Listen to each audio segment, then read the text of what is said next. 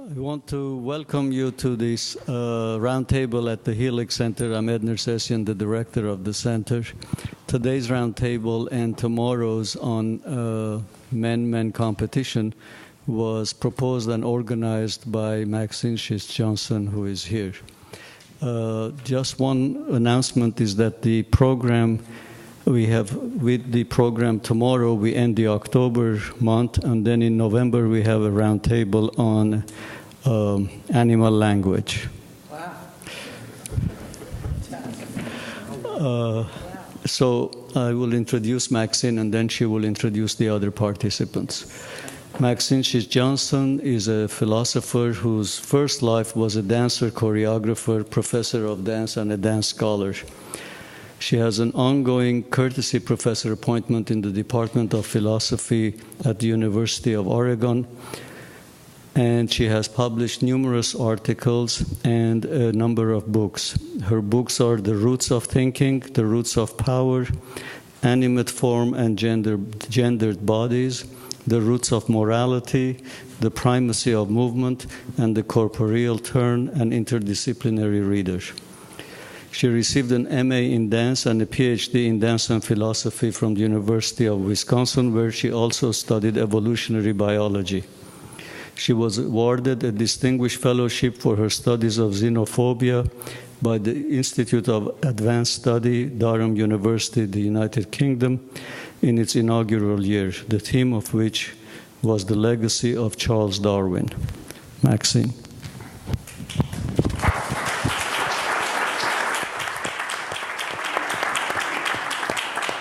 Thank you, and I'm going to just stand up for this part because I want to introduce all of you to everyone here. But first, I would like to thank Ed Nersessian and Mary for their wonderful hospitality. It's been quite extraordinary. I want also to thank Robert Penzer for all of his work on the website. I don't know who Robert Penzer is, but... We couldn't be here tonight. Pardon? Can you sit for the cameras, please? Could I? Sit for the cameras for webcast. Ah. Thank you.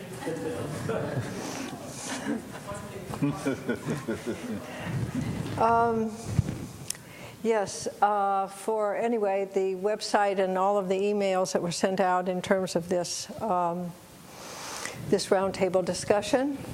I also wanted to mention that I was delighted that the Helix Center had started again. I think it's just a wonderful institution, and I hope it thrives and continues because I think it's a great, wonderful thing to do for the community and for being open to the public as it is. I think it's really quite a unique institution. So I would like to just say yay for the Helix Center. I also want to say that one of the participants cannot be here tonight, Linnda Caporael. She has a very highly seriously injured hamstring, and she could not make it from Rensselaer Institute, so she will not be joining us. Jesús Ilundáin. We have a somewhat, I guess, international, an international, at least duo of participants. Jesus is from Spain and from the Basque country. Is that all right? Yeah. Really strange names. He is an associate professor of philosophy. He teaches very widely in the area of philosophy, everything in epistemology to the kind of lowly subject of aesthetics in philosophy. And he was awarded various, he had various distinctions awarded to him from the university, one of which I can't remember the name. It's the Samuel H. Graff Faculty Achievement Award in 2008 and 2009, and the Alan and Pat Kelly Faculty Scholar Award. So he has been very active in promoting philosophy. His main area of interest in terms of his life, as well as his both academically and real life, is sports. And as he put down in his self-description, his main interests are in pedaling and swimming. I want also to introduce Scott Kelso, who was founder and director for 20 years of the Center for Behavioral and Brain Sciences at Florida Atlantic University. He has had a highly distinguished career, serves both in Dublin in a newly... Derry. Oh, sorry. In Derry, Ireland. This is in the north of Ireland. In Ulster, yeah. He has a visiting professorship there, as well as his continuing studies and work and supervisions at Florida Atlantic University. He's well known for his book on dynamic patterns and his more recent book that he co-edited with somebody from Denmark on complementarity. So I also want to introduce, I have never had this pleasure before, but I want to introduce my husband, Albert A. Johnstone, who is going to fill in as needed for Linnda. I'm sorry, really, that all of you weren't present at the very lively discussion that we had over dinner, because I thought that we should all meet beforehand and have some kind of interchanges, because no one knew each other, really. I knew them, but they didn't know each other at all. And we had a very wonderful, lively conversation at dinner time, thinking about what we would talk about here. So that said, I hope I didn't leave anything out. So we were going to talk about life and movement, and there are a few remarks that I just want to make just generally before we start. And that is that, to begin with, we are all movement born. We are precisely not stillborn. The second thing that I would like to say is that movement forms the I that moves before the I that moves forms movement. The third thing I'd like to say is that infants aren't pre-linguistic. Language is post-kinetic. I think those are major insights that can be empirically demonstrated and empirically investigated, and for the benefit of all. I should also mention that, just by way of, in case I have any lapses or stumblings, we are from the Central Oregon coast in a little village called Yachats, which is called the gem of the Oregon coast. And it took us 21 hours to get to New York. And we arrived at 6 o'clock this morning, and we had 4 hours sleep. So if I have lapses, I hope you will please forgive me, because it's just a matter of lack of fortitude, and at 82 that can be quite telling. Anyway, I wanted to mention, too, that the last chapter of The Primacy of Movement in this expanded edition that came out in 2011, that the last chapter, which is part of the expanded edition, starts out with the sentence that movement is coming to the fore, though it's not yet called by its real name. It's very often talked about in terms of embodiment, embodied subjectivity, embodied self, embodied experience, and lo and behold, even embodied movement. And that, really, you can find in the notable neuroscientist Francisco Varela in an article he co-wrote with Nathalie Depraz, who's a well-known French philosopher. And you can find it as well in a book called Embodied Cognition, which is written by a psychologist by the name of Raymond Gibbs. So the term embodiment is bandied around a lot. I call it a lexical band-aid, because what it does is just you put it in front of something and it's supposed to make everything okay because it comes from the body. So you can talk about embodied language, you can talk about embodied anything, and it doesn't really elucidate what it is that you're focusing on in the way that, with the amplitude that it can or should be. Something similar can be said in terms, from my way of thinking, in terms of an inactive approach, which also slides by the realities of movement, because it ends up being not only an active approach, but in terms of inaction, but then you have to embed the body, and you have to extend the mind, and you have to, what is the other thing that they talk about? Just embodied minds they talk about, embodied minds which are embedded and then extended. So anyway, they're not really, to my mind, getting at the heart of movement, which is dynamics. And until you realize that movement is about dynamics, it seems to me that you don't really get to understanding movement at all. And in terms of the life and movement roundtable itself here tonight, it's interesting that someone, when it was mentioned that it was going to be about life and movement, that was the title, someone said, "Oh, you're going to talk about animal communication." Life and movement has, pardon? That has to do with, life and movement has to do with us as living, moving beings. So I think it's really important that we bring this topic up for discussion. Then I just wanted to mention a few quotations. One is from Aristotle. Aristotle wrote that nature is a principle of motion and change. We should therefore understand what we mean by motion, because otherwise nature would not be understood at all. The second person that I'd like to just refer to is a philosopher by the name of Edmund Husserl, who is the founder of phenomenology, who said and wrote about the fact that I move precedes I do or I can do.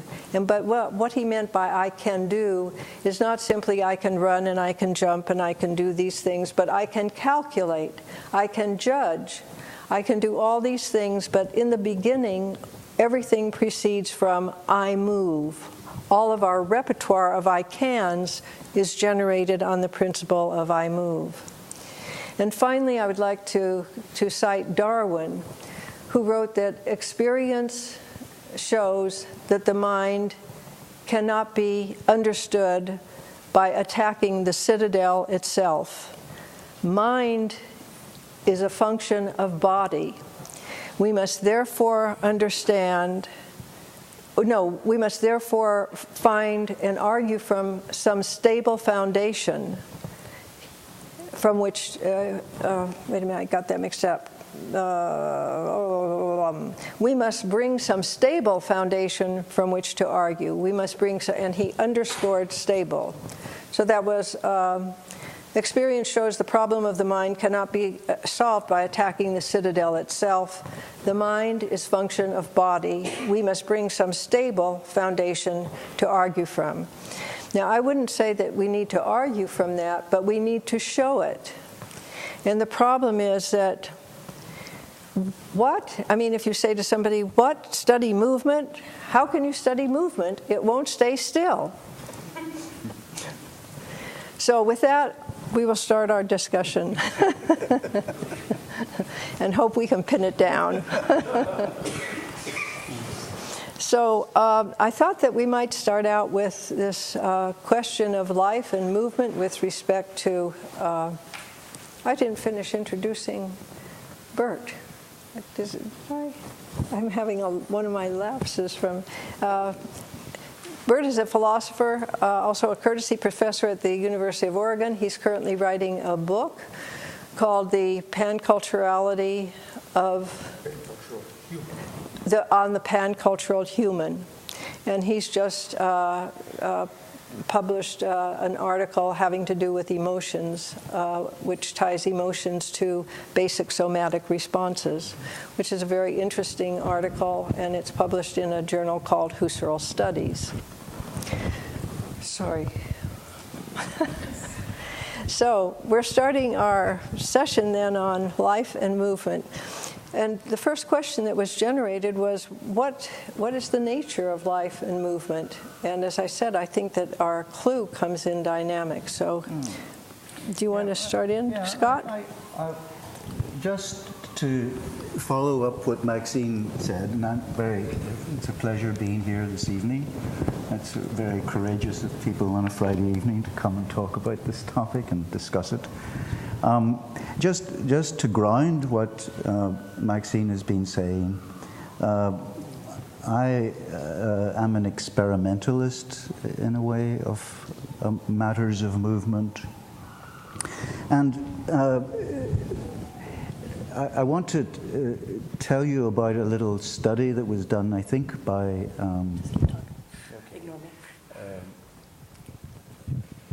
Caroline Rovay-Collier. And just to make it clear what we're talking about here in terms of dynamics and coordination, little babies, 2 months old, spontaneously kick. And when they're comfortable and fed, they kick quite a lot. Well, what Collier did was very clever. She tied a string to the toe of the baby and connected it to a mobile. And so when the baby kicked, the mobile moved. And at a certain point in time, about 13 or 14 weeks of age, the baby realized, this is me doing that. Right?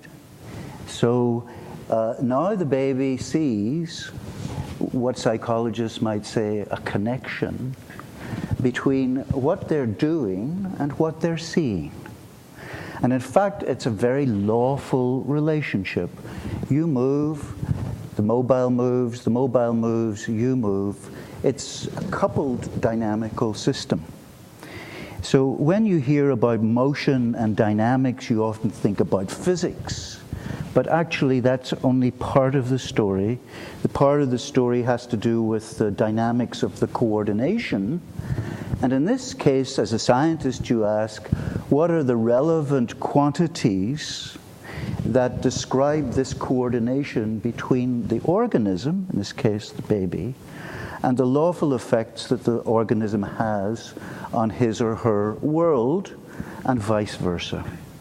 So that when we talk about dynamics, or at least when I talk about dynamics, I'm often talking about coupled dynamical systems, and the scientific questions are, in terms of understanding, what are the relevant quantities that wrap up or capture the coordination, and then what form do the dynamics take? And that means that actually you would want to, if you could, formally write equations of motion for the relevant quantities. Let me just say a few further words about this. I often tell my students, you know, because when people think about motion, they think about physics typically. But that's not what we're talking here about tonight. We're talking, as Maxine has written beautifully about, we're talking about animated motion. We're talking about agency here. We're not just talking about movement as some disembodied state of affairs, but rather we're talking about voluntary, purposeful activity. And often that's spontaneous, and we can go on and talk about that. So the key point then is, how do we understand purposeful, animated movement? And you might say, well, you know, we have the physics of the inanimate. Actually, we've got very beautiful descriptions of that. But isn't it strange that we don't have a science of the animated movement? And could it be, actually, that this is something we just take for granted so much. It's so much a part of us that we take it for granted, and so we don't see the mystery in it somehow. We've lost the ability to look at something and see that this is a mysterious process. How does it really work? And this little example of the baby suddenly realized movement forms the eye that moves before the eye that moves forms movement, in Sheets-Johnstone terms, is exactly like that. This is the origins of agency, yeah? And the origins of agency in this case comes by virtue of a coupling between the organism and the environment. And the quantities that capture that are what science wants to go after, actually, in well-defined experimental conditions and so on. So you might, let me just say one or two further words about this, because there is an issue here, because movement is so much a part of all of us, your facial gestures, the way you speak, the way you sit, your shifting postures, all of this is part of this. You might say, well, you know, I want to study the real thing, you know. I want to study it in the wild, as it were. And of course that's interesting to do that, and people are doing that, and there are fields, for example, in sports. This might be a segue into Jesus, but that are studying that in real-world settings. But in science, the progress has always been that there has to be an abstraction somehow. You see, going back to Newton didn't give you the laws of motion for a falling leaf. The reason is that the falling leaf, if you look around you today in New York City, how do leaves fall? Well, they tumble and they rotate, and sometimes they go straight down, depending on many, many factors. And the leaves are different and so on. The point is that the apocryphal story of the apple falling on Newton's head was the abstraction. That's the key thing. He abstracted out of that the notion of a point mass. He ignored friction, for goodness sake, which is something that we would find very difficult to do, to ignore a natural property like that. And that's how he got to the essence of the problem, you see. Or Galileo rolling a ball down an inclined plane. Somehow now from there you go to the motions of the planets. This is what one would say a science of movement could be about. That's to say we need to see what the abstractions are so that we can do the dynamics on those relevant variables. Yeah? And so in my own case, the inspiration for that came from a very, very strange place, because when I was a graduate student in Wisconsin, people were talking about movements as strings of reflexes, or as a consequence of cybernetic devices that have reference mechanisms and comparators, and you compare feedback to those reference mechanisms, and you adjust the program of movement and so on. But none of this actually gives you much insight into the nature of spontaneous movement behavior. And actually for that one had to go to other places, I think, and ask in general, how do patterns in nature form spontaneously in the first place? And there you have to broaden the entire issue. So perhaps that is enough. I think the key point here is that agency arises out of a coupling with the world, and that to do a science on that, you have to find out what the relevant quantities are and their dynamics. You cannot say this is a force, this is an amplitude. We don't know often what the relevant quantities are to proceed and do scientific research. And the third thing would be that let's not take the whole thing for granted, because that's what we've done. And the whole issue of agency is tied up with movement, and we have to make the appropriate abstractions. Yeah. Do you want to respond to that, Jesus? Well, I know someone said response, and they elaborate. And I think that maybe complements what you're saying. Scott has been talking about the abstractions and the calculations, right? That you go into movement and you abstract what's common to it, and how things coordinate in systems and so on. Can you hear back there? Can you hear me there? Oh. Okay. I'll talk a little louder. But I guess where I'm coming from, as somebody who looks at philosophy and sport together, I want to bring more the qualitative aspect of things instead of so much the quantity, and look at it in terms of formula, which are very needed to understand things on one level. I want to maybe capture what does it feel like to do something, and where does this quality come from, and maybe to bring it back to the issue of coordination. Just today, while I was waiting for dinner, I went for a little walk, and I saw this young lady with a little puppy. And she wasn't walking the dog, she was running the little dog. They're running down the street, she's laughing, and they're both kind of doing like a little tag team. She runs ahead, it runs ahead, And just looking at her and the puppy running, it made me think, well, what is this about life and movement in this image right here?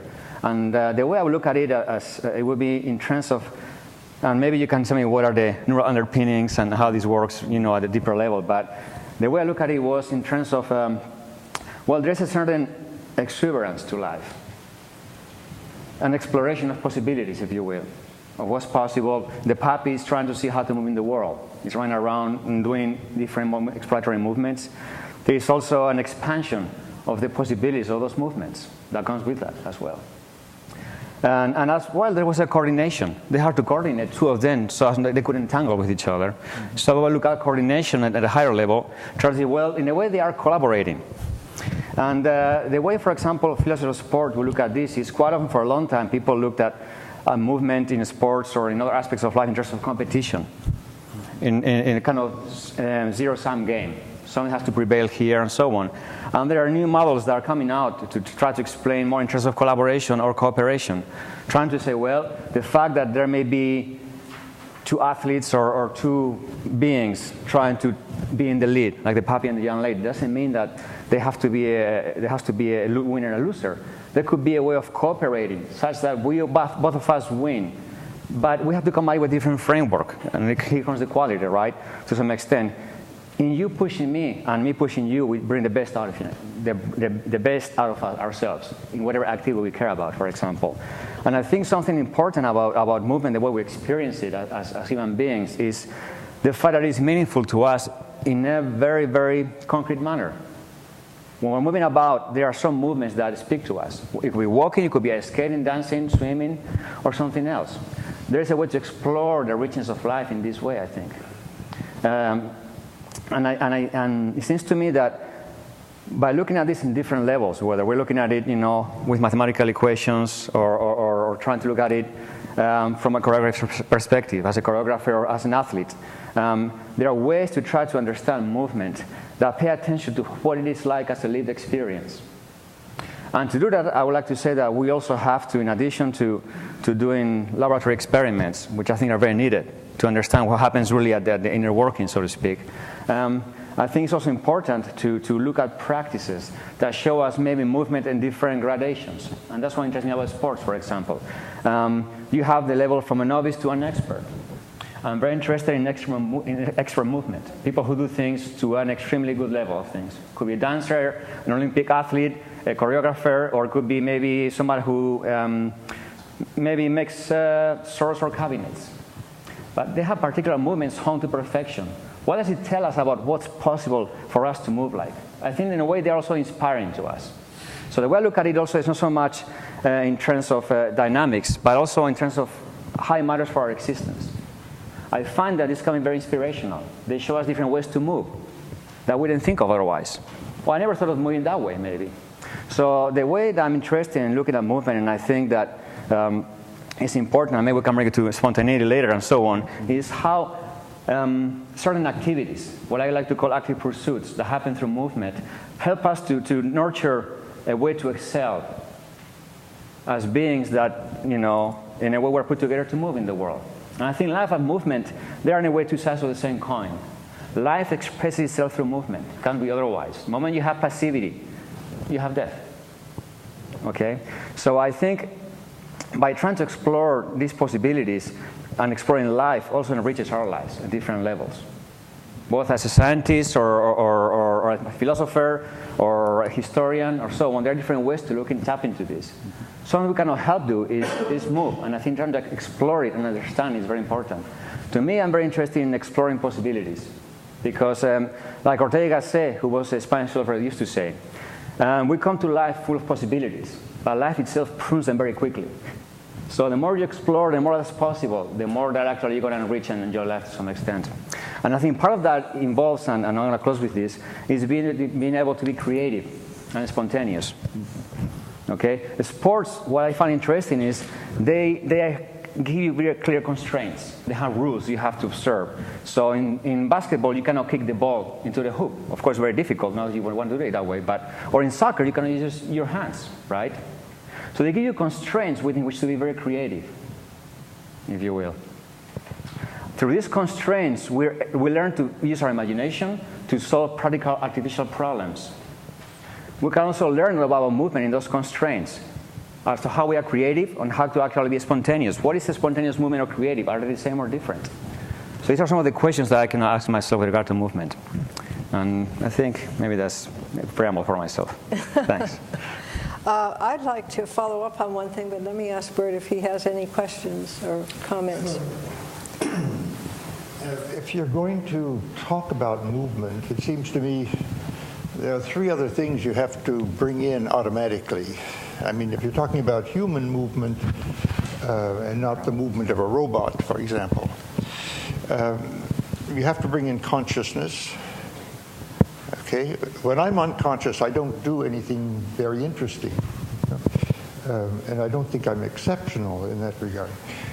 You have to be conscious, and your awareness, what you know, comes into play, and so forth. You know, your acquired skills or acquired knowledge. But you need consciousness. You also need feeling. If a human doesn't feel, it's not going to move. If a form of animate life doesn't feel, it's not going to move.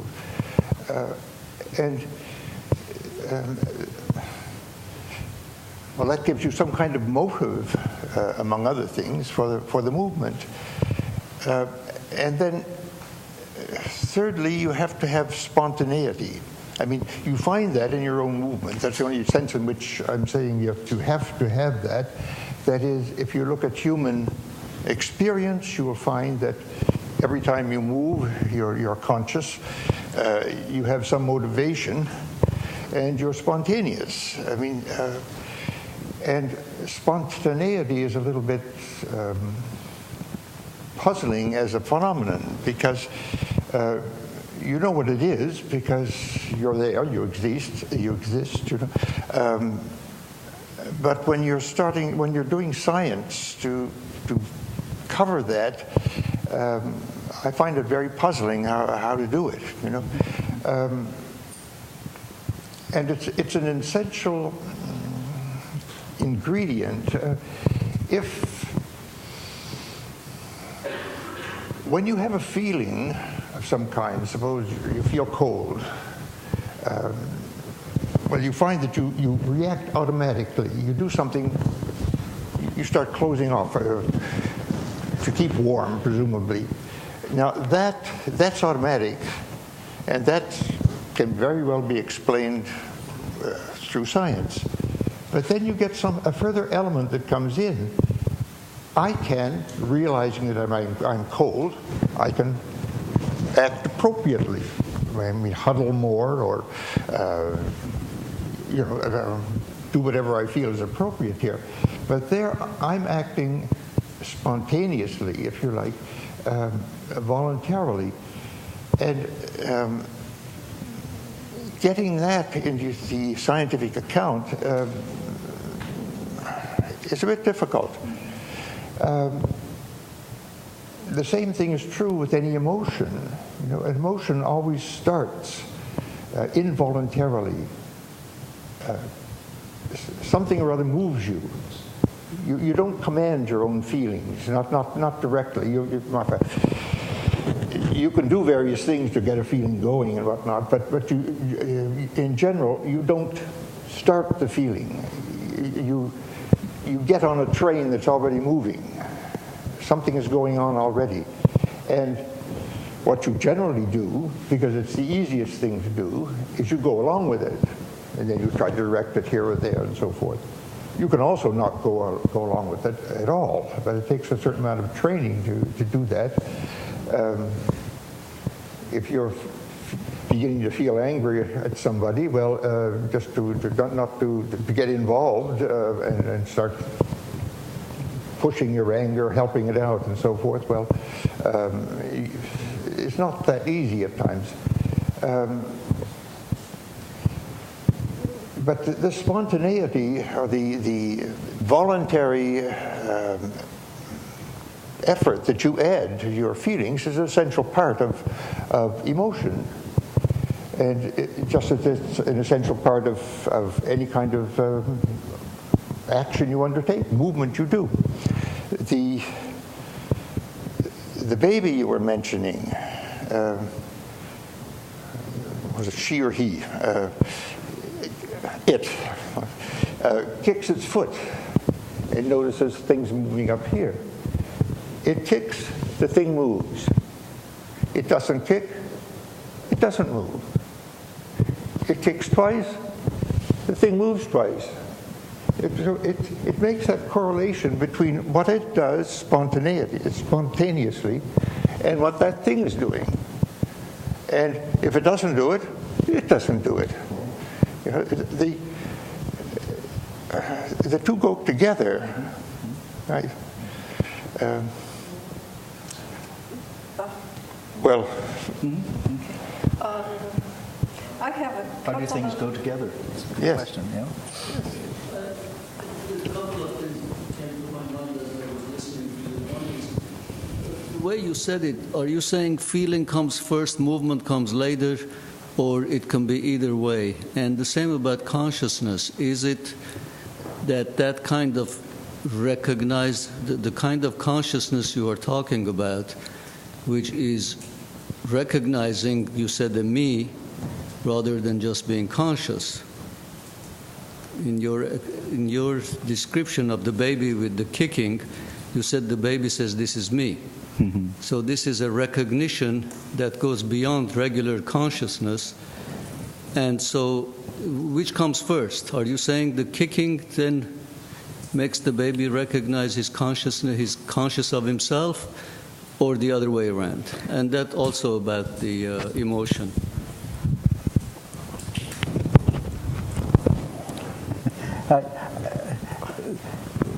You know, it's somehow interesting the way we always like to see which comes first, the cart or the horse, you see. In this case, that was at least the point I was trying to make, that this is a coupled system. So, and Bert is amplifying that, I think, very nicely, that the baby realizes that this is me. I mean, we don't know what the baby is experiencing. This is an inference. But nevertheless, the fact that the baby then voluntarily kicks its leg, from first of all spontaneously kicking the leg, to then voluntarily, because actually the baby then increases its kicking and producing the nice effect in the world, you see. So I'm not convinced that the either or, which comes first, is the way to see things. I would like to make a comment here or two about what Jesus said. It's actually, we can use this sort of basic example. You see, we're really asking the question, what are the, as it were, what is the significant aspect of movement? And this person sitting beside me has said the significant aspect of movement are meaningful, animated synergies. And the synergy is a checkered concept, but I think it's very, very important in the following sense, that a synergy actually is a working together. And in fact, this coupling of the baby and the mobile is a synergy spanning the environment and the organism. There are other kinds of synergies that people in evolutionary biology have talked about, where they would have two oarsmen, one each with an oar, and they want to cross the river. Well, unless they cooperate with an effect here, so the synergy always has an effect. It's not just a working together, but it's working together with a functional effect. Yeah. If one defects there, I mean, we've got game theory and all these things, right? Repeated games and so on. But defection is a one-off. It matters, right? But if one defects, they'll go in a circle. Okay, everybody get that? So they have to cooperate for an effect. That is a synergy with a real effect. Now, there are other synergies that we discovered, for example, when you speak, just to pull out the properties here. Imagine you have to say the word baz, as in the first syllable of a bad word. Baz. And suddenly some experimental arrangement. Normally when you say the word baz, just try it yourself. You're not really aware of it, but your jaw raises with your tongue, because the tongue has to go to the roof of the mouth to produce a fricative sound. Z, baz. Now imagine somebody, never experienced this before, suddenly gets a tug to the jaw. Then how does the system compensate? Well, the fact is that 30 milliseconds later, the tongue is increasing its activity, because you measure the genioglossus muscles of the tongue, which raise the tongue. The tongue is already moving to get to the roof of the mouth in 30 thousandths of a second. Now, to get the synergy idea here, the jaw and the tongue are not mechanically linked.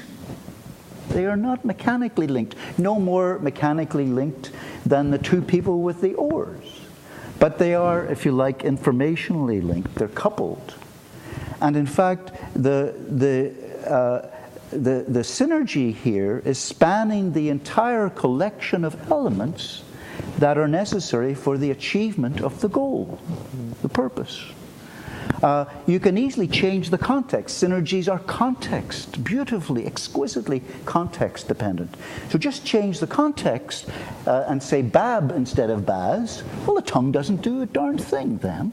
It's the upper lip, and the upper lip is not mechanically coupled to the jaw. So these are remote compensatory effects happening in, a physiologist might say, reflexively, but they have the creativity and the generativity required to produce an outcome, and that is the functional synergy. That is the combination, Bert, I would say, of spontaneity and agency together. You have a goal you want to produce, some little piece of environmental perturbation hits one of the members of this putative assembly, and other remote members will immediately compensate. You see, so this, I think, it turns out to be quite important, because you can then ask, well, how are synergies formed and how do they change? And then you're really asking questions about how any pattern or any collective pattern of behavior changes under what conditions and so on. So spontaneity and intentionality are intimately linked in this way. Yeah. If I may, I'm going to interject two things, and it's backtracking a little bit.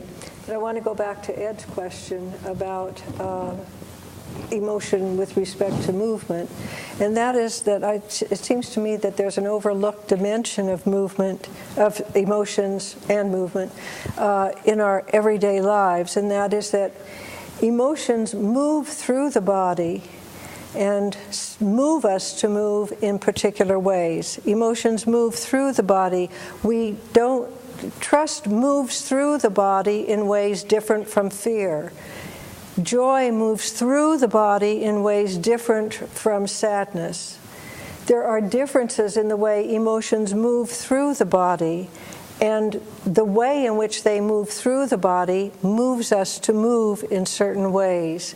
And it seems to me that that relationship substantiates a dynamic congruency in form between emotions and movement, which is why it's a formal congruency, which is why we can both feign an emotion.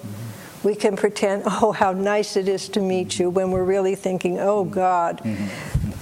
And we can also restrain an emotion instead of doing such and such. Instead of slapping somebody in the face, we restrain ourselves. There's a dynamic congruency between emotions and movement, which allows us to, a formal dynamic congruency, which allows us, in fact, to feign or restrain ourselves. The other thing that I just want to mention, it seems... I would say the synergies are different in those cases if you actually look at that carefully. Yes, I'm sure that they are, yeah. Because the synergies of meaningful movement that have to do with deeper aspects as well as the what's out there overtly. The other thing, going back to Jesus's point about excelling and also in relation to spontaneity, it seems to me that one of the problems that we have in terms of taking movement for granted is precisely in terms of falling into habitual ways of doing things and overlooking the realities of the experience itself. When we are in tune with the realities of the experience itself, we can wash dishes, like this, or we can wash them and just kind of think around. There are all kinds of ways in which the qualitative dynamics of what we are doing can come to the fore to us. And when we pay attention in that way, we can indeed enlarge on the possibilities. And it seems to me that people who study, there's nothing wrong with studying abnormal behavior, but it seems to me that those who excel in excel in movement, that was a great lapse, sorry. That we also need to study on the other end, those who excel, not just the abnormal, but those who are at the extreme end on the other side. What comes to me as a kind of insight in relation to this is when I was in my first life as dance, I realized that there's a great difference between moving through a form and having the form move through you. When the form moves through you, you are actually experiencing the movement. When you're moving through a form, you're doing something habitual. The spontaneity, it doesn't seem to me, is there precisely because it goes unrecognized as an experience. It doesn't come forth in a real, genuine way. I don't know if that makes sense to any of you, but those are two comments I would make. If we could maybe pause and ask how we understand spontaneity. How we understand the emergence of anything, its spontaneity. It's a question of how you would actually study that, because again, it's rather difficult. One way would be, for example, that you could think of an animal, a quadrupedal creature, walking. That's actually a good trick, how creatures walk and locomote. Every creature does, but the laws of locomotion are not really that well understood. But where the spontaneity comes in is that animals change gait. That is, they switch from walking to trotting, and they switch from trotting to galloping. It turns out that there's a lot of different gaits that quadrupedal creatures have. And so you could start to think about, well, what analogies might you make between an animal changing gait as a spontaneous event, it's a spontaneous event, and other examples of spontaneous pattern formation in nature. Well, it turns out, by that I mean that under certain conditions, you can take a system with very, very many microscopic components, like you, like all of us, at a great detailed level, at a molecular level, millions and millions and billions and all of that stuff, right? But somehow, under certain conditions, they form structures and patterns. And the physics of that is very interesting. It's called the physics of non-equilibrium phase transitions. So from a methodological point of view, how you go after spontaneity in this case is you say, could there be an analogy between an animal changing gait, which means it's changing the ordering among its limbs, and other phenomena in nature where you see the spontaneous emergence of pattern, like in fluids or in cloud patterns or in material, in different forms of matter, magnetism and so on. And the very interesting aspect is that all the features of the gait change, the spontaneous change in coordination, all the signatures of that are seen in that kind of a system, just as the same signatures are seen in other physical systems that are open to exchanges with energy and matter with their surrounds, are non-equilibrium, are non-linear, because this is a non-linear abrupt change. So the origins of spontaneity here come through these non-linear changes. And once you know that, then you can say, well, how do I modify that? And that means you have to bring in intentionality and learning and so on. But without knowing this, here's the key point, without knowing how spontaneous patterns arise under certain conditions, you don't really know what to modify. I call that intrinsic dynamics. You need to know the intrinsic spontaneous dynamics so that you can know what to modify. It's kind of akin in general, if you think of it in generally. You don't go in and try to modify a system without knowing a lot about its spontaneous activities, its intrinsic dynamics. If you get what I mean. I mean, you can take that to a lot of aspects of life, actually, in society. Don't start interfering because you don't know what you're doing.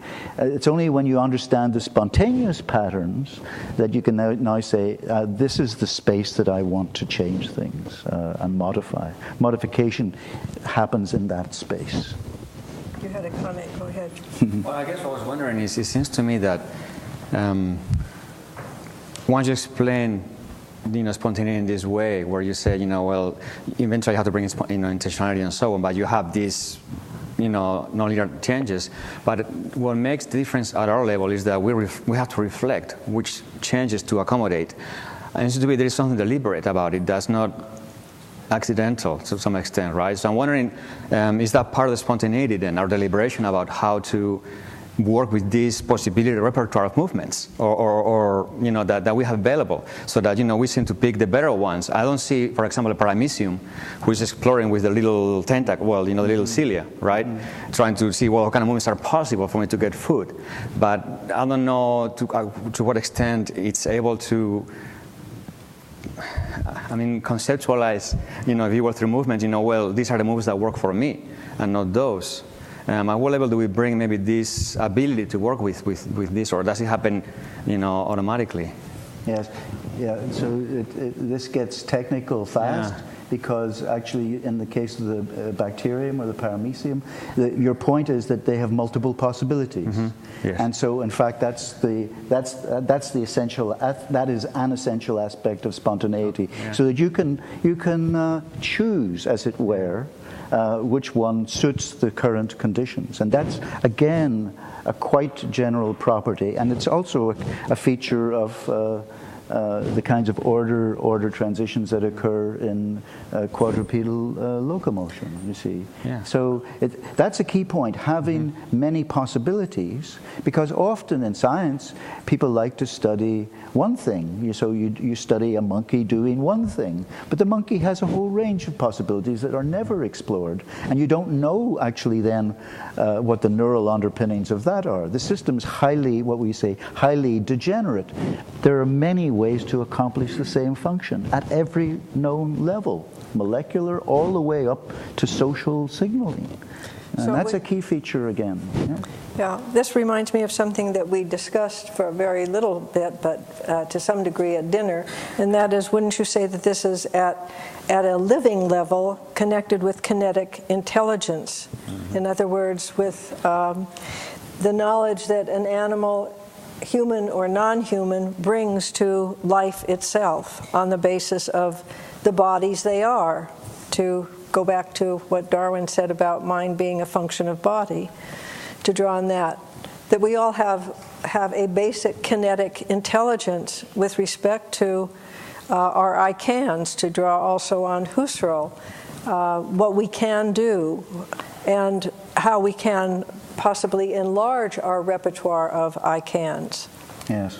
I think, you see, we're very used to thinking of this word intelligence in terms, for example, of computation and kind of symbolic intelligence. Right.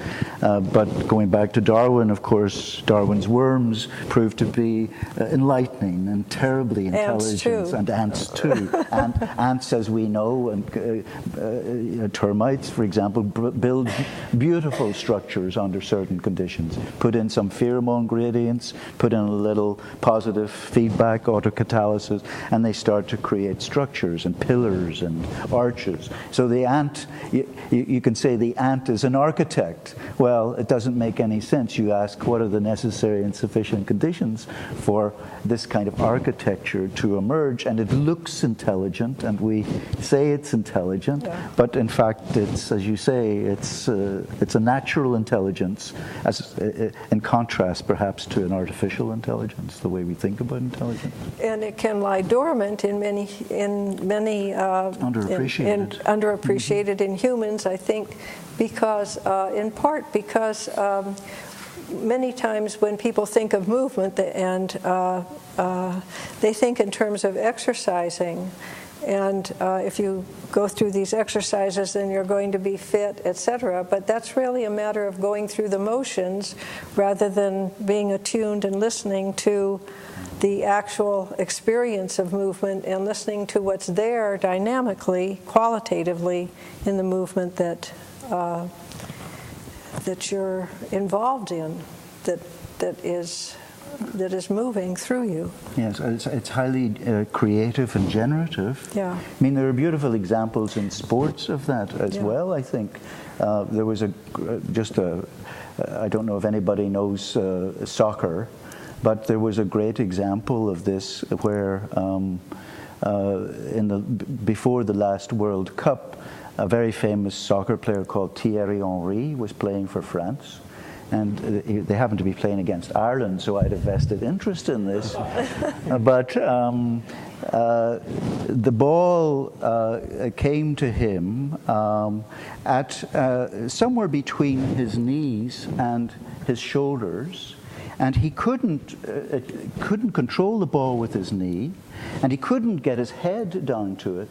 So he just used his hand, and it was called the hand of God. You see, no, the referee didn't see it, but it was almost reflexive. It's exactly like this very generative. He'd never done it before. It's against the rules, right. But it accomplished the goal. You see, and that's what we're dealing with here. And it was so reflexive. But then it's not reflexive in the case of some, stimulus response kind of thing. It's never been done before. But what's interesting in that example, if you think about it too, is that there has to be a way in which, he used the hand because he knew his goal was to manipulate the ball to go to a particular place. No other choice in a way. But he's still under, so to speak, pre-reflectively perhaps, but he knows the goal is to move the ball to a particular place. Yes. So he has trained himself to act with a particular object in a particular way. So he has certain rules in mind. And it comes, like you say, he's not supposed to use his hand. That's what comes out spontaneously. While he's still trying to play soccer. Yes. Right? Even when he knows that the hand's not allowed to be used. It was the only thing that he could, given the goal of controlling the ball. And there the goal is primary to the means to how to achieve it. Right. But it shows you, I think, beautifully the context specificity, the generativity, the creative aspect of this, of skilled behavior. And that was a question I guess I had going back to... Okay. Please go ahead. I was just going to say that I do want to leave time to have questions and comments from all of you out there, so we'll make this the last comment. That's fine. Very quick. That's fine. I guess I was just wondering, going back to something that Bert said with regard to spontaneity, is the role of maybe not simply bottom-up, let's try to explain generation spontaneity from neurons and so on, but maybe from the top down in terms of how maybe different cultures might also help us to use this formal way of dealing with emotions through these formalized movements, right? But it seems like at some level we do bring a way to be deliberate that is qualified in a very strong way by a cultural way. Could be practice like soccer, what's allowed, what's not allowed. Could be able to behave, personal distance, or how to express emotions. And maybe to what level do those affect perhaps spontaneity or emotions, or does it trickle down as well? I don't know, I'm just wondering. Do you want to? No, well, I think it's quite a mess, actually. Yeah. That you get a lot going on. You get a kind of automatic response. You get things you're used to doing. You could call them habits, I suppose. But they too, they're voluntary in the sense that you could stop them if you wanted.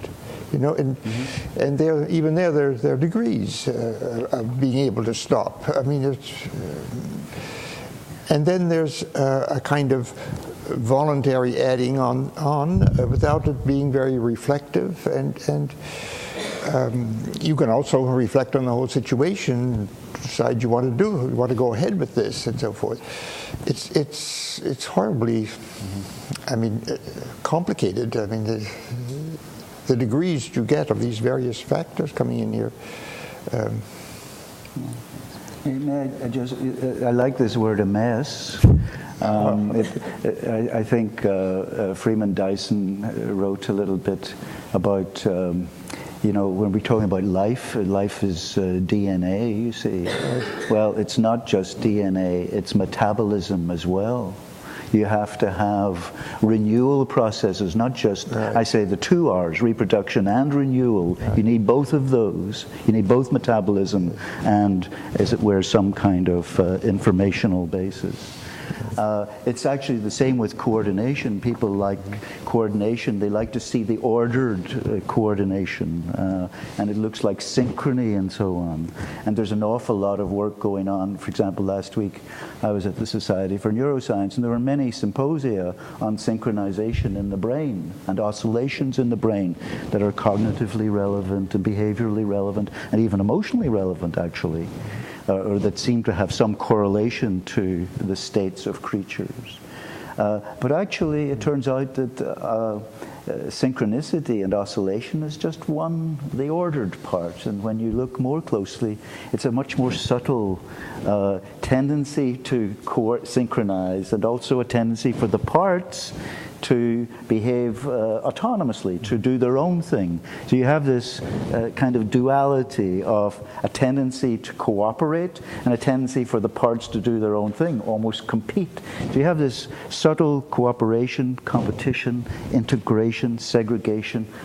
This is a key characteristic of dynamics and coordination, you see. So that's the beast, that's the mess that we have to recognize, that DNA metabolism, how that's worked out, is really not still understood, even though we've got the genome and all that stuff. But now we come to coordination in the brain that is underlying everything that's going on here in a way. And that turns out, again, to be messier than the way we as scientists tend to think about it. Yeah, it's a mess in the sense that it's not as simple as you'd like. Exactly. It's not too simple, but it's not too complicated. It's sort of in this nice place in between, and that's where we have to look at things closely, I think. But I think dynamics are challenging precisely because they're messier to understand and investigate than something solid and in place and that has spatial clarity and exists here, and you can really look at it and dynamics is fluctuating and changing. Yes. So, the dynamics literally is spatio-temporal. It's in space and in time. And in force. It has a flow. Well, there are underlying forces, perhaps, right. yes. But in terms, at least, of the pattern dynamics, right. it's more like this. It's more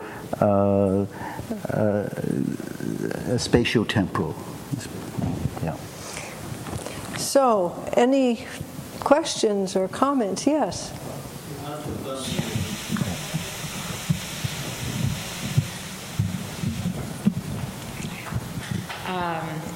I'd like to throw a couple of things out, and then you can deal with them. You speak of importance, almost the necessity of movement for life. At one point saying life and movement are one, I think I heard specifically was said.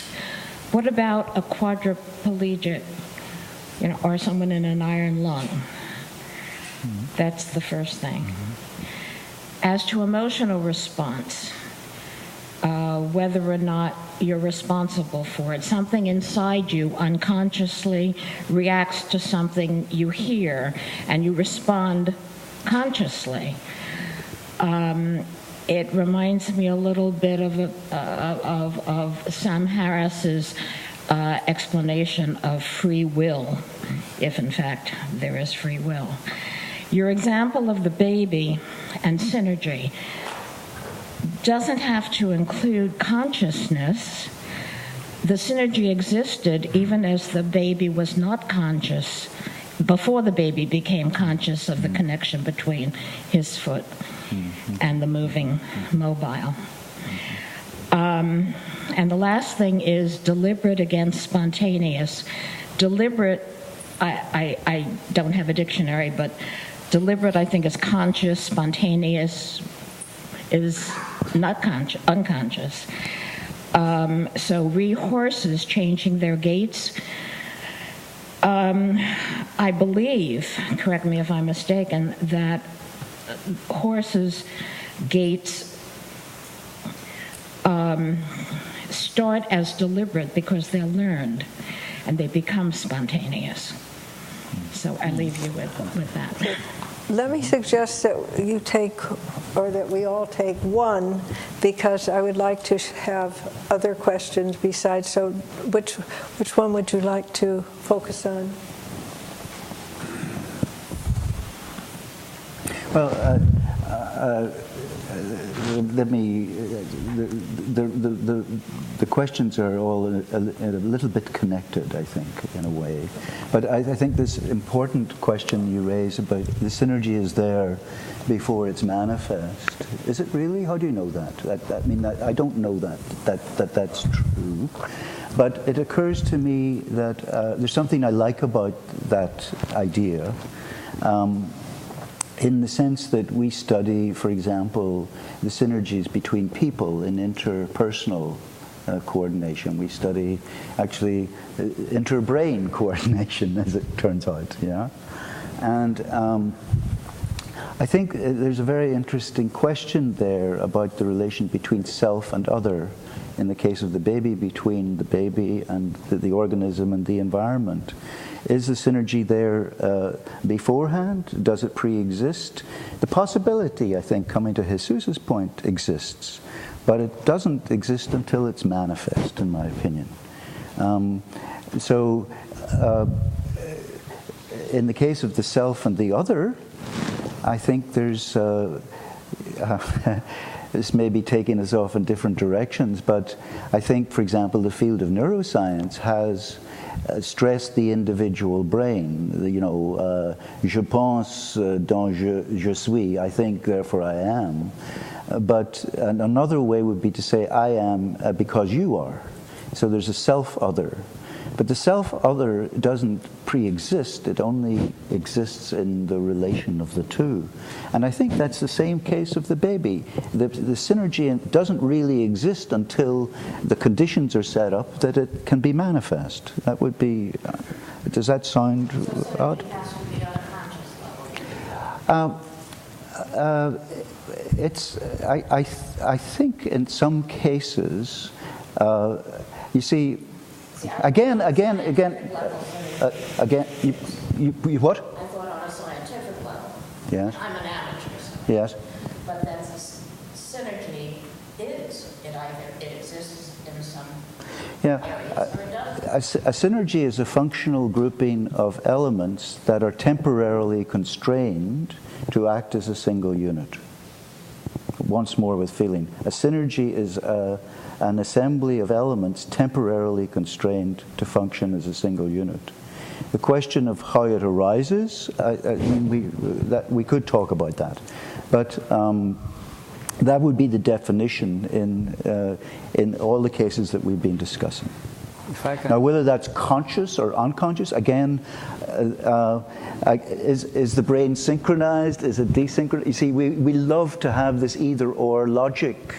And I think where we're going to actually is more of a both-and logic than an either-or. The synergy could be both conscious and unconscious quite easily. Yeah, that's a good complementarity point. Levels of That's actually what I wanted to kind of bring up. It doesn't have to be an either or. Maybe it's complementary or could be also by degrees, maybe.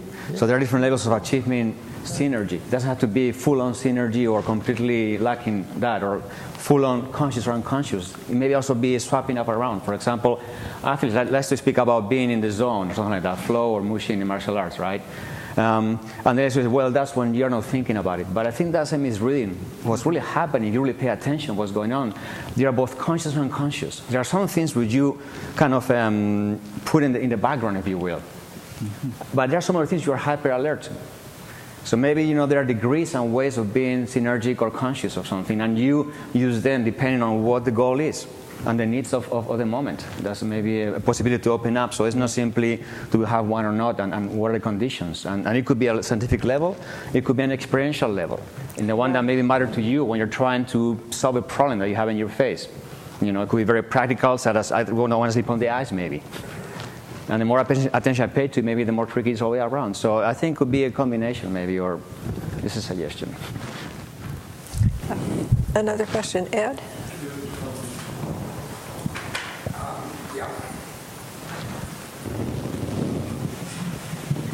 I'd like to hear a little more thought about agency, which came up very early on, but we didn't really return to it. I think we've got elements of agency here, spontaneity, consciousness. One thing was left out. It seems like agency would require a sense that movement produces an effect in the environment that I, although not yet an ego in any formal or strict sense, can make a difference by my movement to the configuration of a given environment. That seems different from modes of movement that really may make no difference. Idle movement, we could call them, just moving, so to speak, producing no effect and not actually, therefore, tempting us to ascribe the movement to an agent. I don't mean a full-blown agent. I don't mean a rational agent. I don't even mean a conscious agent. But I mean some kind of being who, by moving, actually insinuates itself into the world in such a way that the world comes out a little bit different, if only the mobile moving slightly. So somehow in this series of terms that you've all been developing richly and I think paying due attention, respecting their deep ambiguity. That's one thing I really enjoy. No one's coming across with definitions that we need to adhere to. You're actually exploring, I think, the penumbra of all these terms. But agency is, I think, still suspended in the air. And I wonder if we could return to it briefly and now say where is agency? Who is the agent? And how is agency related to motion, to movement? Ed, could you give an example of what you mean by a less definitive agency when you said that there's no impact on the world? Well, I don't want to have a Cartesian agency, or I don't want to have a mind. No, but I mean if I go like that. Yeah, if I just go like that, and I'm really doing it, I would say, like flapping my wings to no effect, as we say in English. right, then I'm not sure that's agency. It's movement. Is that what you mean? Well, that's sort of what I was getting at. Yeah, how do we deal with that? Is that a lower level, you see? Do we reach a level of non-agentive movement here? Maybe we call that involuntary, although I actually suspect that that class of non-agent-driven movement is sometimes voluntary and sometimes heads toward the barely voluntary, but it's not really a matter of agency. Okay. So I wondered if you folks could comment on that puzzle. Do you have a comment? Wait a second. You have agency at all different levels. You know, I mean,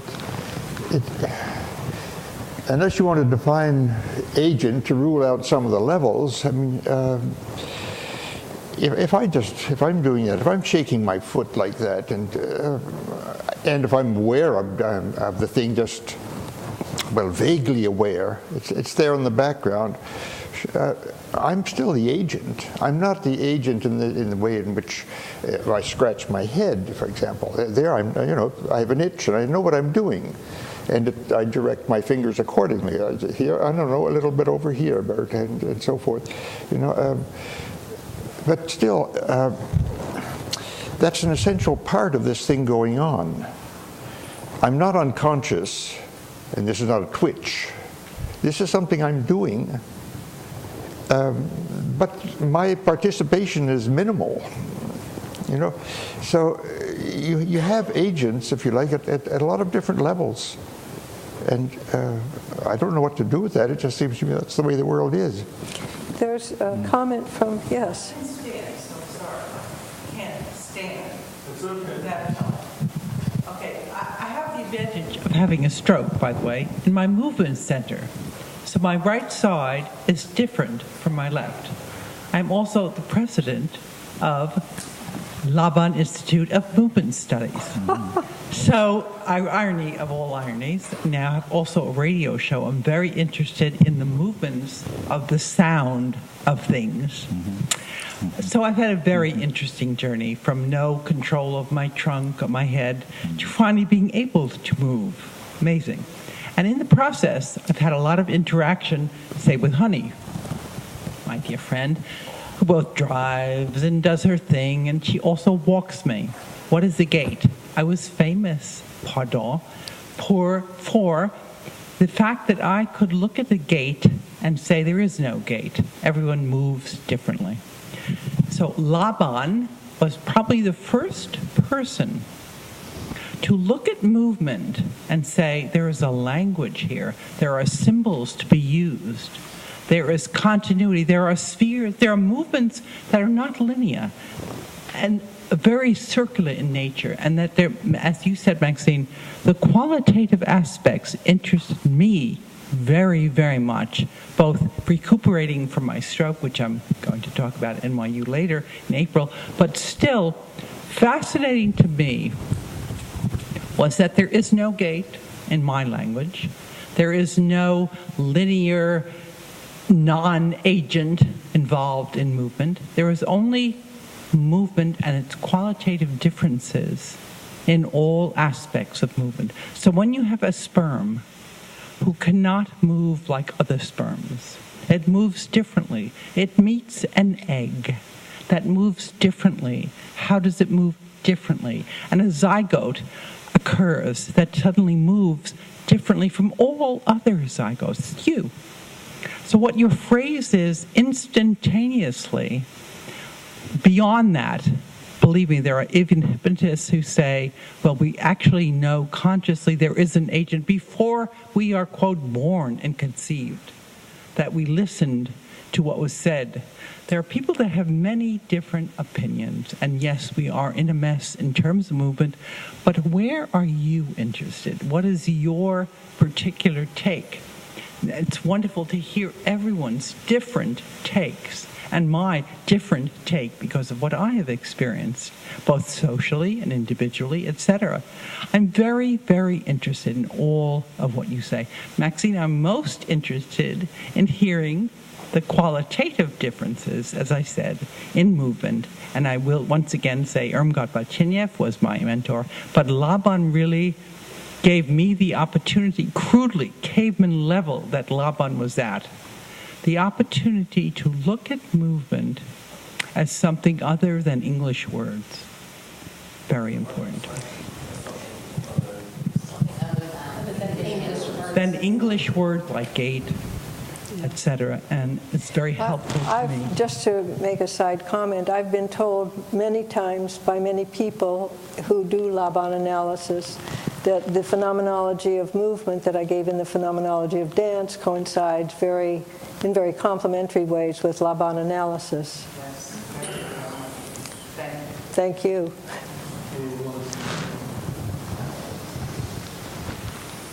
Somebody had a question back here, yes. May I just make a comment just before you start? I like the idea of qualitative differences, of course, and I had early experiences with Laban notation as well. Actually, I think this, one needs to be careful about using words. When I used the word gait, I meant a pattern of coordination between the legs. If I was looking at a person who had a stroke, I would be looking at the pattern of connectivity in their brain. And I've done that as well. The qualitative effects come when the patterns change. Right? Not just smoothly and linearly, as you elegantly say, but qualitatively. And in fact, the example of an animal changing gait, if you pardon, changing the ordering among its components, is a qualitative change. In the same sense as a physical system, like water changes from ice to liquid. It's a qualitative change. There's nothing wrong with the word qualitative, and it turns out it has many quantitative consequences, important quantitative consequences for these kinds of changes. So that's really, let's talk about qualitative effects. The key thing from a scientific point of view would be the differences on what dimensions. You see, and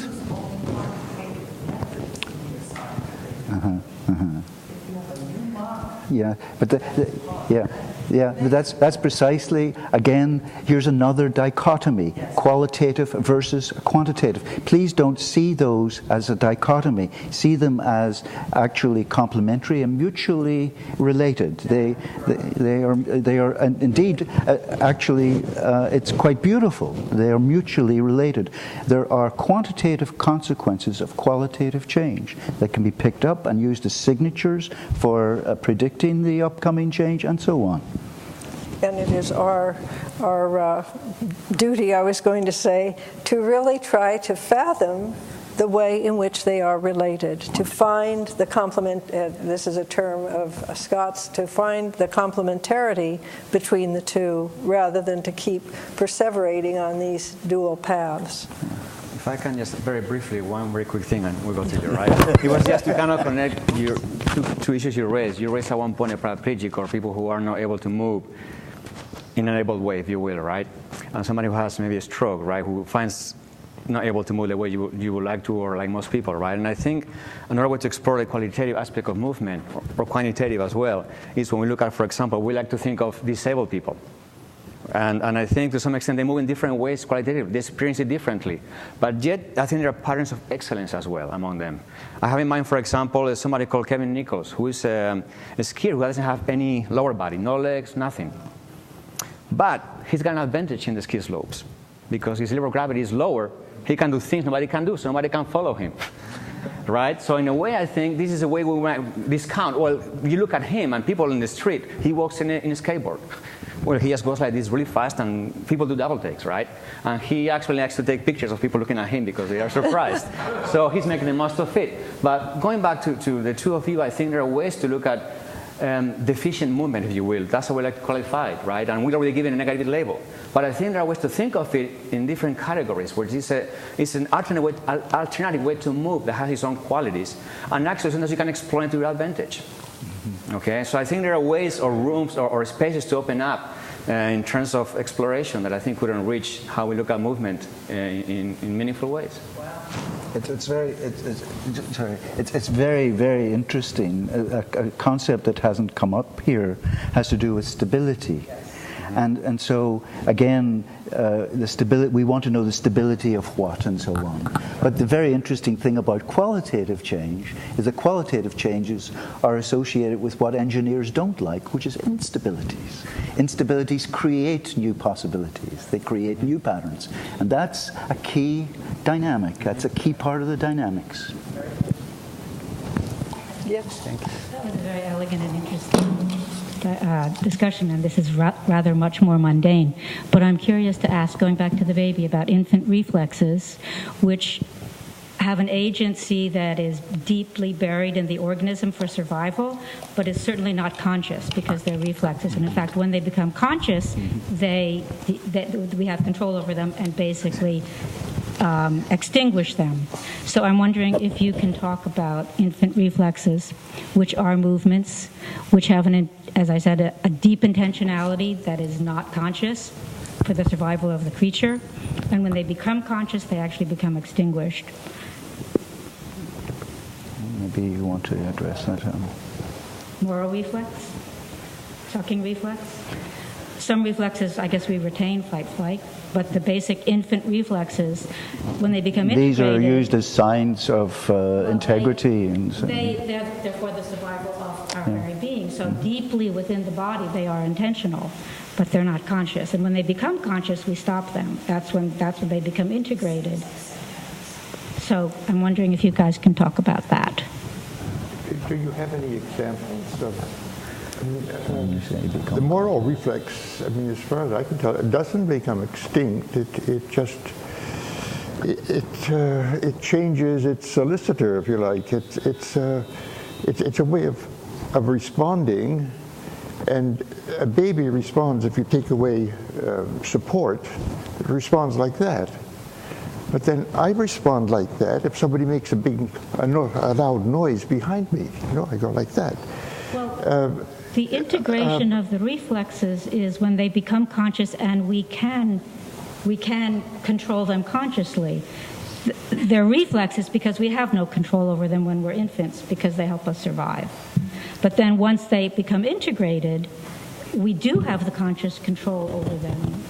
And we essentially then can stop them from being reflexes.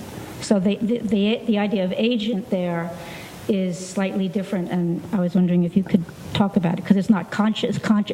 The agent of the body to survive is huge when you're in the state of the baby, but it's not a conscious agent because it's the reflex. Mm-hmm. So. I would simply say that it's a bit anecdotal, but there's a beautiful study by a Japanese investigator called Fukuda, where he shows all these sports examples where the primitive reflex, the crossed extensor reflexes, all these reflexes are in highly skilled sports, like a baseball player going up for a fly ball. So it looks as if these, quotes, reflexes, these basic patterns, these primitive patterns, are actually exploited for in highly skilled behavior. Now, the question of consciousness and so on, I can't really speak to, but nevertheless, I think there's a point, really, with respect to what you say, that these basic patterns are a foundation for all volitional movement and skilled behavior. And that's been ignored, I agree. As a postscript, a small postscript, I would just say that neurologically, the first systems to develop are kinesthesia, which is a totally overlooked sense modality for centuries, and tactility and kinesthesia. And it seems to me, since those are the very first neurological systems to develop, that there has to be some kind of initial consciousness developing with respect to them, because fetuses have a lot of different movements that they generate by themselves, and there must be some, if their neurological system is developing normally, they have a sense of their own movement and touch. So consciousness has its origin in tactile kinesthetic, in what I call the tactile kinesthetic body. Go ahead. Just a quick follow-up to that, to tie to the issue of agency very quickly. The example you gave of the striker who is with the hand, that was a reflex for him. Yeah. He knows he's not supposed to be with the hand, but he wants so badly to score, the hand goes there, right? Otherwise, he knows it's not going to count. I mean, he gets away with it. It's lucky him. Yeah. But when thinking in terms of who is responsible, well, to some extent, you could say he's to be blamed because by the referee, it doesn't count because you were the agent. At the same time, we would say, well, the arm, he could say, he just did it. He just went. I didn't mean to do it, right? So there is maybe in the same system, the same agent, there could be maybe a sub-level or a subconscious or unconscious, and I think they tend to flip back and forth or complement sometimes on what's required. So I think there is a connection there. I have a slightly different response to Ed's question, and that is that I would call a cooperativity that is, obviously it involves coordination and cooperation among the muscles and the kinesthetic support and so on. But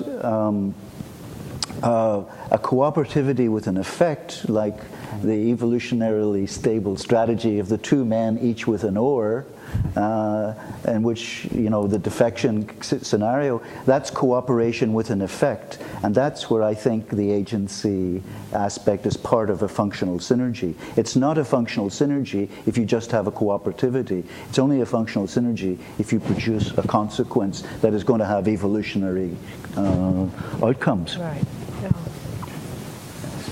Yeah. First of all, thank you. I'm completely fascinated and really enjoying all of you. I'm wondering, when you talk about consciousness and the degrees of consciousness, I'm thinking about awareness.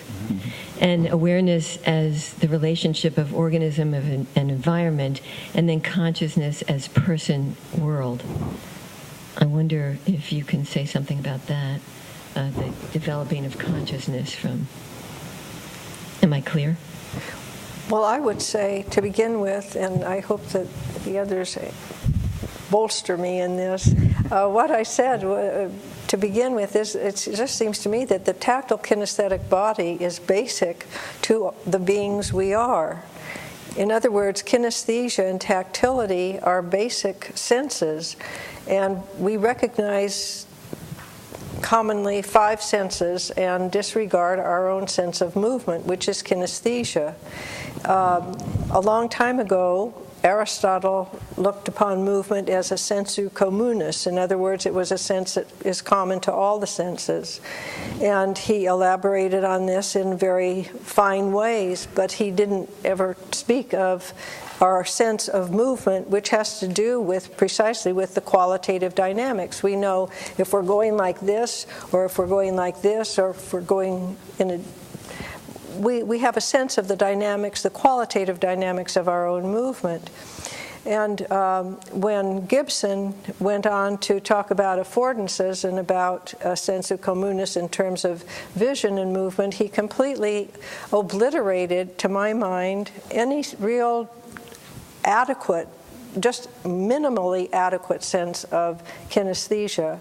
It was all about navigating in the environment, but not really delving into the basic kinesthetic awareness we have of our own bodies in movement. So anything that anyone wants to add to that tirade? I guess I have a quick follow-up question. What do you mean by the world? What do you have in mind? You have in mind the environment, or us connecting with the world? Yeah, the environment. Okay, I guess what I was thinking is just kind of work. One is biological and one is interpersonal. Yes. I'm just thinking this now, but organism and environment sounds biological. And organism isn't? Well, but there is a biology to it, but then there's something else. We've been talking about conscious and unconscious and levels of consciousness and reflexes. And I wanted to share a personal experience I had. When I was 13, I had an accident.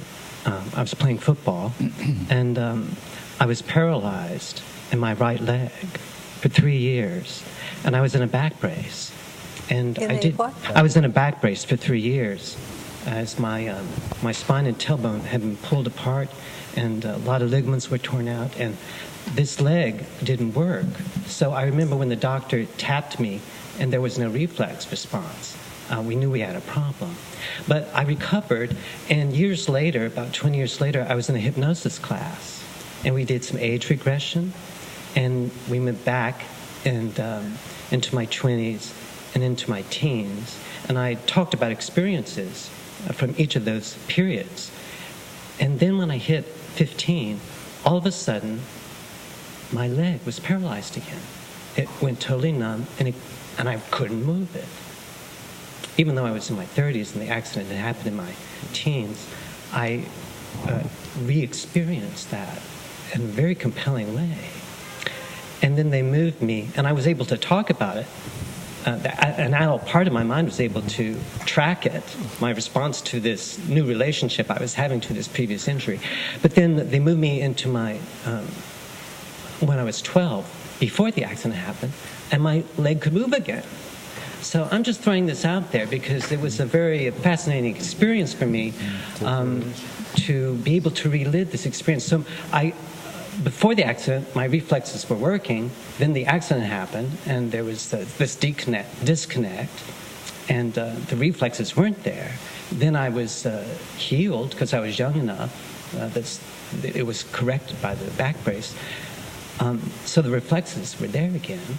But then, as an adult, I could revisit imaginatively in a trance state, not having that reflex response again. And I'm wondering, how fluid and malleable and dynamic the brain-mind world is. Mm-hmm. And another question I have, this is just off the top of my head, how can my mind be separate from anyone's body, anyone else's body? I think this is, how could my mind be separate from your body? I'm curious about that because it seems to me we talk about brain a lot as something separate from other brains, brain, mind, body, world. So I hope there's a question there. I'm just throwing this out there. So thank you very much for allowing me to share this experience. Well, let me walk backwards from the point that you were raising, how we connect with the world maybe, and our minds or our bodies. I think maybe trying to really speak of brain, mind and body separate, or brain, is part of the problem. I think, to some extent we read each other's language through our bodies, right? And we respond to each other's behavior, movements, actions, in particular ways. So I think to some extent we're united, common, in virtue of we share a way of moving the world and a kind of a virtual space, if you will, right? A human space, or with other creatures that move as well. And I think to some extent we connect with that in a very unconscious way, very primeval way, if you will, until we start to explore it. And I think part of exploring this, one question we came up with over dinner, but we don't have time to bring up, is different methodologies, disciplines to study movement.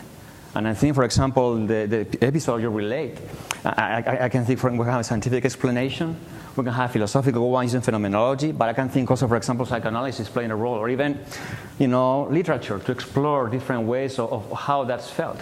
And I think, when we try to go through those experiences, sometimes most of us are lacking in vocabulary to articulate exactly what is it that it means to me, or what's the quality of it.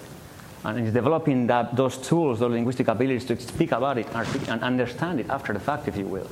On the one side, I see there is movement and its richness. At the same time, I want to understand it, not simply as I move, although I enjoy doing that, but also articulate it, if you will, in different ways. And I think different methodologies and patterns are needed to, especially with complex things like your experience. Yes, Jim? You can both come here.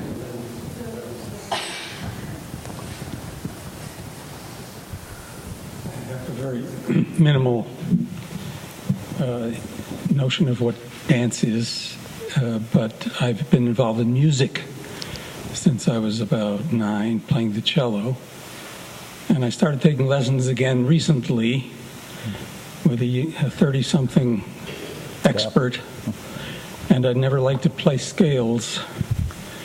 But now I'm in control of the situation, and he teaches what I ask him about. And so he said, "Okay, let's do it." I mean, he thought I did it, but I had avoided it my whole life. So he said, "All right, start on D major." So the first finger on the cello, and then before you play the next note, hear it, and go up the scale. And no open strings. That is, play only notes that require pressure from a digit.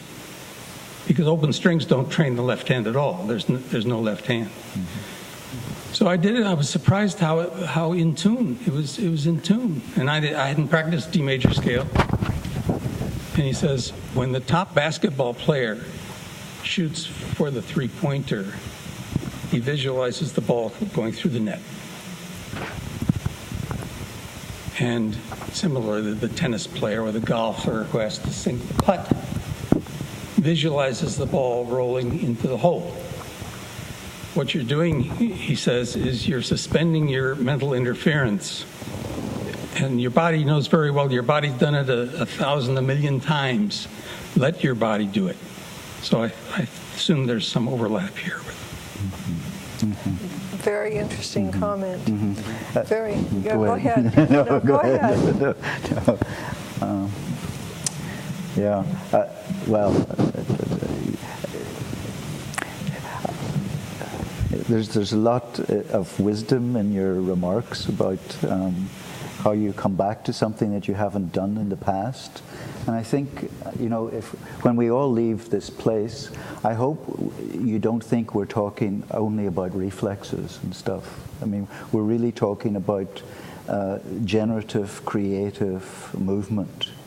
And I think that's really important. You see, what you're talking about in the case of producing an effect in the world in terms of sound, actually, infants, when they develop to speak, they are doing the same. You're producing sounds, and that is lawfully produced by the way your articulators move, and the way you sense your articulators, where your tongue is, and so on. So there's an intimate connection, and you never really forget how to speak unless you've had some severe insult and so on. So I think it's like that these become stabilized, and how they destabilize then can be part of, producing new sounds, as if you would want to learn a new language, for instance. And there's quite a lot of work, again, on that you're actually building on what you have and adjusting the dynamics of what you have and the acoustic consequence that those dynamics produce. And that's a key aspect, I think. I would add to that I think that there is a lot to be said for the imaginative consciousness. I can describe that in terms of the imaginative consciousness of movement, but what you're talking about, it seems to me, is on the imaginative consciousness of sound, where what used to be called mental practice actually enhances your performance, because the body really does take over, and you can, this is an example from movement. I can remember it from movement classes. I would imagine myself going through some kind of movement, and I knew that this was wrong imaginatively. No, I had to do it this way. I could actually correct myself imaginatively and improve whatever I was doing. But I think what you're saying is that hearing the sound, letting yourself hear the sound, is really going on your bodily felt sense of the sound, just like, or the bodily felt sense of the movement, and how it, I don't know whether to use the term dynamics there, but it has a certain kind of quality. The sound has a certain kind of quality, and your body knows that sound already, and how to make it come to the fore, how to create it. Sometimes speaking of visualizing is a little misleading, because we tend to think we simply imagine with our mind's eye, but when I try to visualize different moves in my sports, I actually feel it through my body. Yeah. So visualizing in a way throws us off a little bit in trying to think it's like an image, and that's all suffices. So it could be oral, it could be tactile kinesthetic. When I'm trying to think in the pool how to do certain moves, and I visualize it, I do feel this tingling in my arms, so to speak, if I really pay attention. So I think there is a richness of interconnection of our senses that we have to pay attention to. Yeah, it's actually it's very interesting that if you do have a stroke, for instance, and the person can only move the left hand, say it's a right hemisphere stroke, something like that, and you say, imagine moving your hands together the way we normally do, and if you really work at that, actually you can show that there's a degree of recovery of function, and there's published research on that. And there's also a lot of published research that when you imagine to move, many of the same neural structures are activated and coordinated. So this is not magic.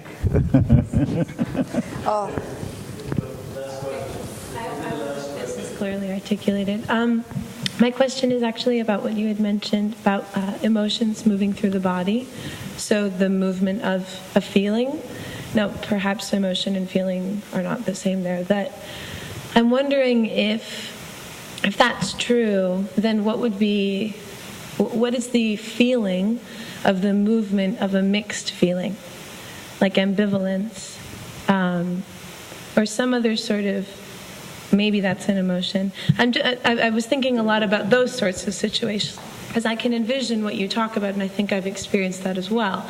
I know what it feels like for joy to move through my body, or one of the ways, and I know what it feels like for sadness to move through my body, but I'm not quite sure how it feels for bittersweetness or ambivalence or anything like that. I don't know if that makes sense. Well, you'd have to maybe engage in some phenomenological methodology and really, not on a lazy Sunday afternoon, but really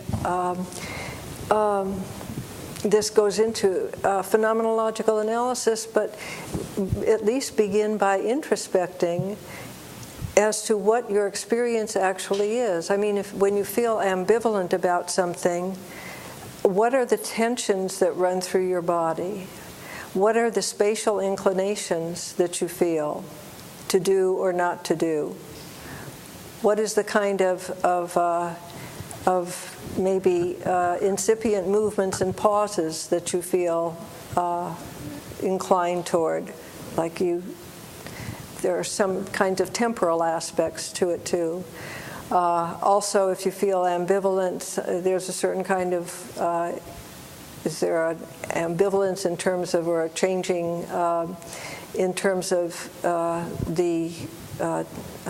that was more or less mentioned in terms of tension, but also in terms of the way in which you feel impelled toward moving in a certain way spatially, or feel more hesitant or in a slower kind of way.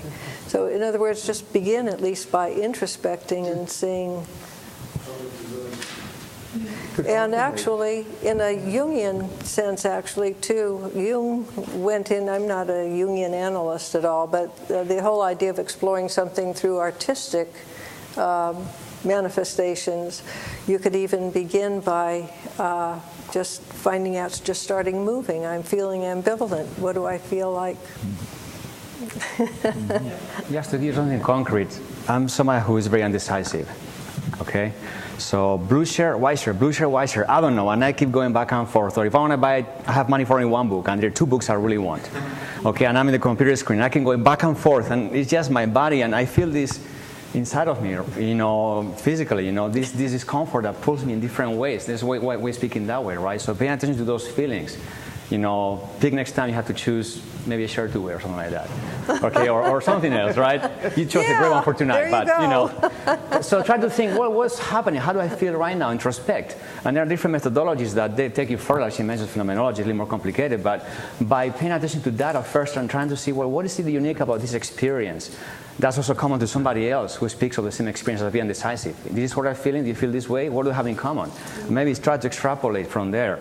as you explore this. Because I think there is this kind of either-or state, which sometimes is great when they coincide, this synergy. Sometimes it pulls you apart. You have these two goals. Which one do I want, right? It's like boy dance donkey. There is hay on both sides, and he does starvation.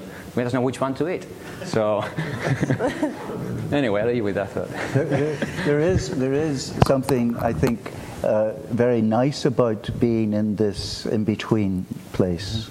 That you see it as a negative in a way, but I think there's also something very enlightened about being in the in-between place, so that you can see dispositions, multiple dispositions at the same time. And those are synergies in themselves. Those are synergies. I was Those just are real going to synergies. say. I mean, Maxine, one of the first times that we interacted was going back to these gates, and actually I was at Yale at the time. We could only study finger movements, and I discovered a kind of transition between antiphase and in-phase switching one night, thinking about how can my fingers do the walking, you see, like out of an analogy again, and then turning that into a real experiment. But Maxine wrote once, that kind of gate transition, that kind of phase, it turned out that was a phase transition, a qualitative change. And you analogized it with the idea itself. Ideation is a phase transition. So you have new things come up. And that can be actually taken advantage. You've got coexisting states, and then you can create a new thing. So it can be positive. Thank you all very much. Thank you.